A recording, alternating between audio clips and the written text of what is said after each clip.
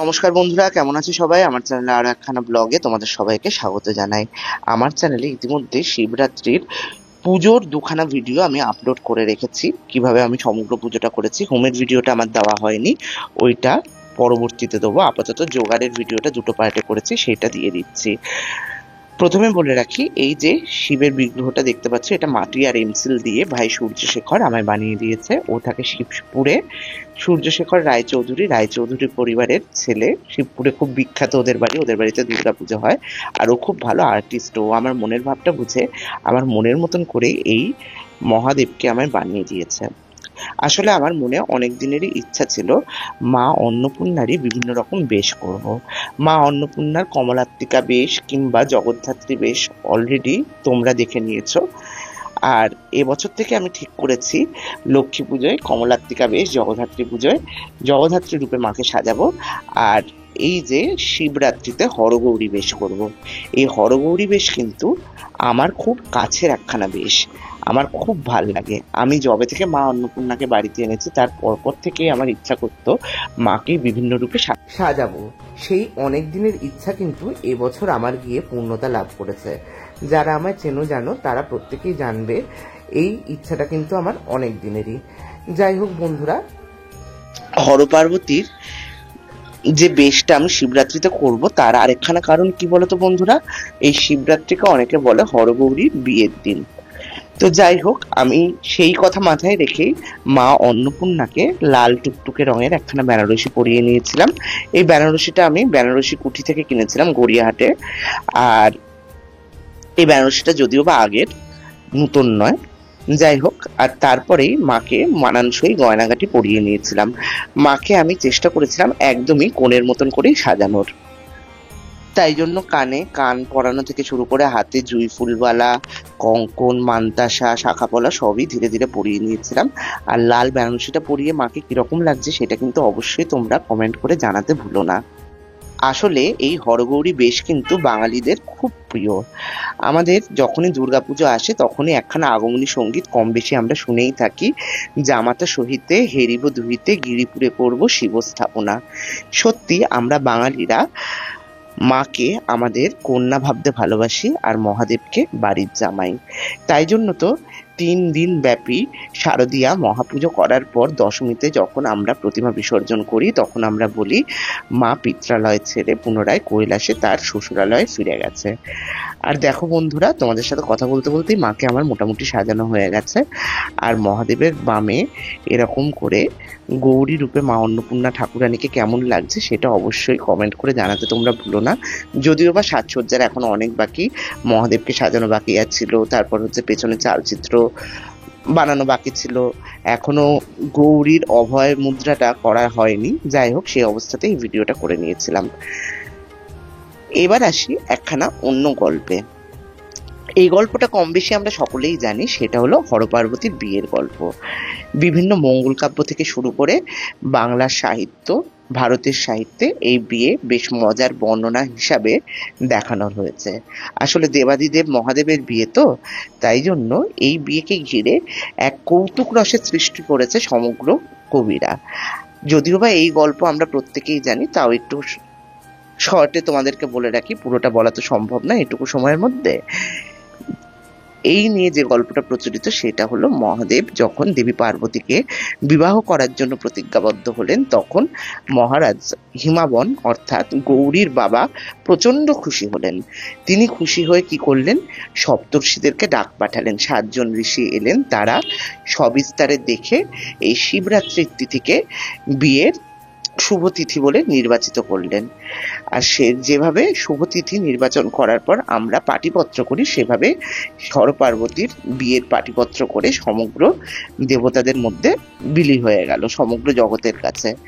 সমগ্র জগৎ তো খুব আনন্দময় হয়ে উঠলো আর কি, শিবের বিয়ে বলে কথা, তাও আবার জগন্মাতার সাথে, মহামায়ার সাথে। সেই বিয়েতে যে যার মতন করে রেডি সেডি হয়ে সাজুগুজু করে বিয়েতে যাবে বলে তৈরি হতে থাকলো। যেদিন বিয়ে সেদিনকে মোটামুটি সবাই, ঋষি মুনি থেকে শুরু করে দেবতা সমাজ প্রত্যেকে খুব সুন্দর করে সেজে গুজে শিবের বরযাত্রীতে অংশগ্রহণ করার জন্য চললেন। শ্রীনারায়ণ গেলেন নিজের গরুর বাহনে, ব্রহ্মা গেলেন হংস বাহনে, ইন্দ্র গেলেন ঐরাবতের পিঠে চড়ে। কিন্তু যে বর, তার সাজসজ্জা কিরকম সেটা আমাদেরকে জানতে হবে। সে কি করলেন? সে তো ভোলা মহেশ্বর, সে নিজের সর্বাঙ্গে বিভূতি মাখলেন। এই প্রসঙ্গে আমাদের বাড়িতে যে মনসা মঙ্গল রয়েছে সেখানে শিবের সাজ নিয়ে সুন্দর একখানা বর্ণনা দেওয়া রয়েছে, সেটাই একটু বলছি। সাজিতে লাগিল শিব বিবাহের সাজে, আয়োজন করে ভূত বেতাল সমাজে। কৌতুকে করেন শিব সাজের বাহার, মাথার ওপরে বাঁধি দিল জটাভার। সর্বাঙ্গেতে চিতাভস্য করিয়া লেপন, গলাতে হাড়ের মালা দিল অগণন। কর্ণেতে ধুতুরা পুষ্প দিলেন সুন্দর, পরিধানে ব্যাঘ্র চর্ম অতি মনোহর। তাহলে কিভাবে মহাদেব সাজছেন? মাথার ওপর জটা দিয়ে দিয়েছেন, সেই জটা ভারে তার মাথা সুশোভিত। মাথায় কিন্তু তার কোনো টোপন নেই, তার সেই জটার মধ্যে দেবী গঙ্গা স্বমহিমায় বিরাজিতা, অর্ধচন্দ্রে সেই জটা সুশোভিত। সর্বাঙ্গে তিনি চিতাভস্য লেপন করলেন, গায়ে কিন্তু তিনি কোনো সুগন্ধি দেননি।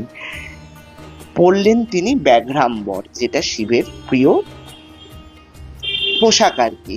সে কিন্তু কোনো তসরের ধুতি টুতি কিংবা পাঞ্জাবি পরে বিয়ে করতে যায়নি। আর তিনি চললেন, তার বাহন হলো এই বলদ বা নন্দী। এই নন্দী কিন্তু আমি মুরারিদার ঘর থেকে নিয়ে এসেছিলাম, সেইটা বাড়িতে এনে নিজেদের মতন করে রং করে নিয়েছিলাম। আর এর আগে লালবাজারে, যে সেন্ট্রালের পাশে লালবাজার রয়েছে কলকাতার, তার পাশে বাদ্যযন্ত্রের মার্কেট থেকে ডমরু কিনে নিয়েছিলাম। এই দুটো, এই কথা বলতে বলতে বলা হলো না, তাই বলে দিলাম। এবার আবার পুনরায় ফিরে আসি শিবের বিয়েতে। এইভাবে শিব অত্যন্ত বিচিত্র সেজে, গলার মধ্যে সে পরলেন হাড়ের মালা, নিমুন্ডের মালা, সমগ্র গায়ে বিভূতি লেপন করে তিনি বলদের ওপর বসে চললেন। এইবার তার বরযাত্রীতে গেল কারা? প্রথমত তো দেবগণ গেলেনই, তার সাথে গেল হচ্ছে ভূত প্রেত পিশাচ যক্ষ রাক্ষস সবাই।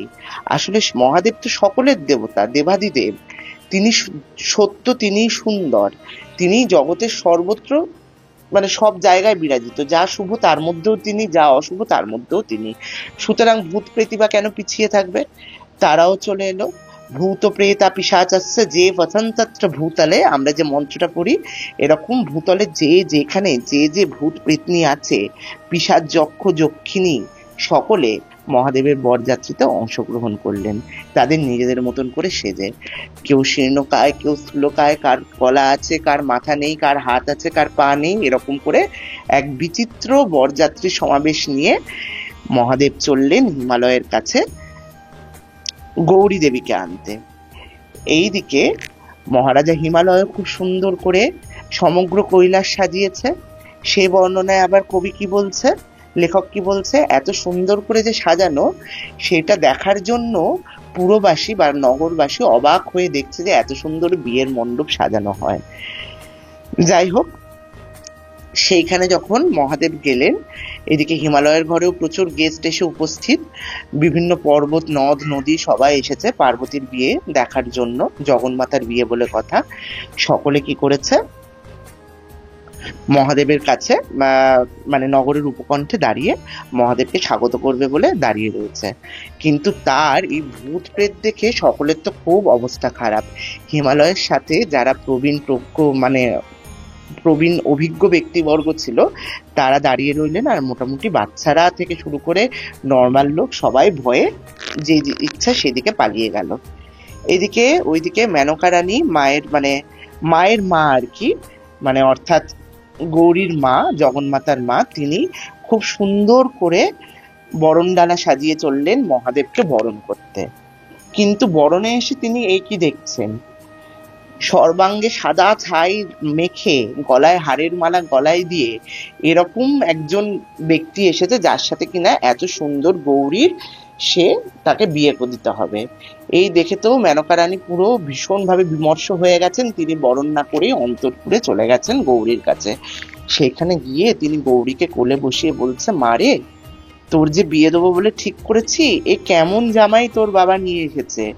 এই জামাইকে দেখে তো আমার নিজেরই চক্ষু চরক গাছ।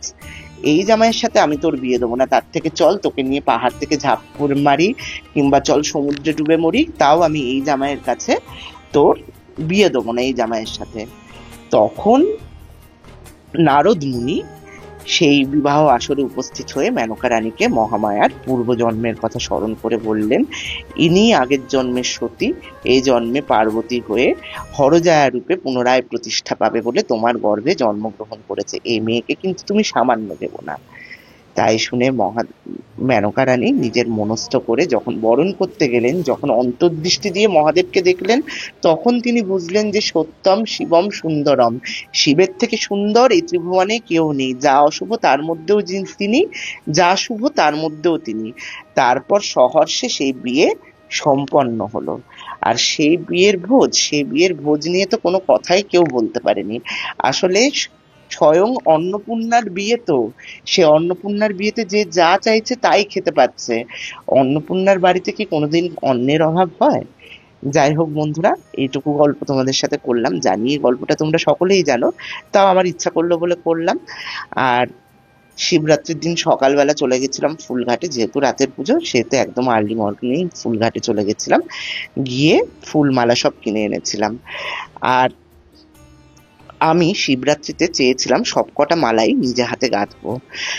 আর সেদিনকে ফুলের দামও খুব বেশি ছিল, আলাদা করে মালার অর্ডার দিলে দামটা অনেকটা বেশি পড়তো, তাই জন্য নিজেই গেঁথে নিয়েছিলাম। প্রথমে ধুতরার মালা গেঁথেছিলাম, তারপর এই আকন্দ ফলের মালা, কাটা ফলের মালা যেটা আমি বলি, আপনারা কি বলেন আমি জানি না, তোমরাও যদি কেউ কিছু আলাদা বলো তাহলে আকন্দ না ধুতুরা ফল বোধহয় এটা। তো যাই হোক, এর মালাটাও ভালো করে গেঁথে নিয়েছিলাম।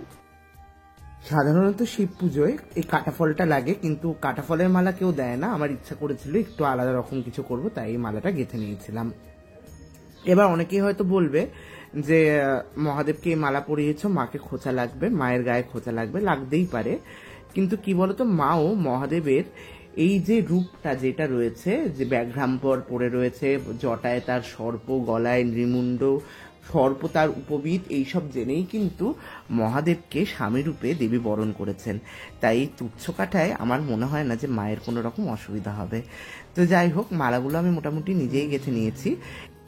এই কাটা ফলের মালাটা গাঁথার পর আমি ঠিক করে নিয়েছিলাম বেলপাতার মালা গাঁথবো।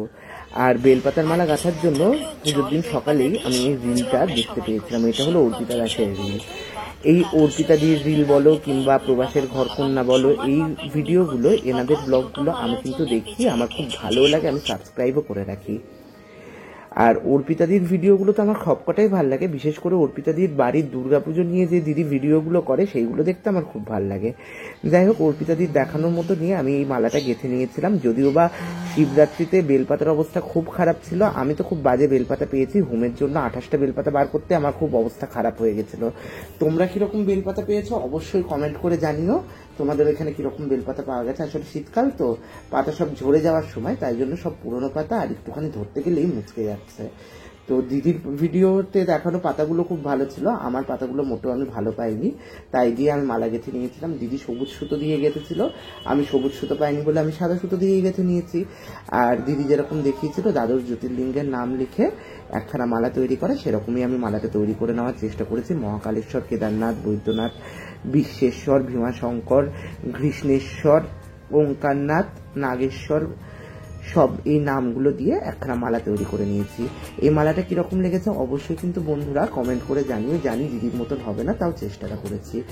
আর আজকের ভিডিওটা এখানেই শেষ করছি বন্ধুরা। আজকের ভিডিও কেমন লেগেছে সেটা অবশ্যই তোমরা কমেন্টের মাধ্যমে জানিও।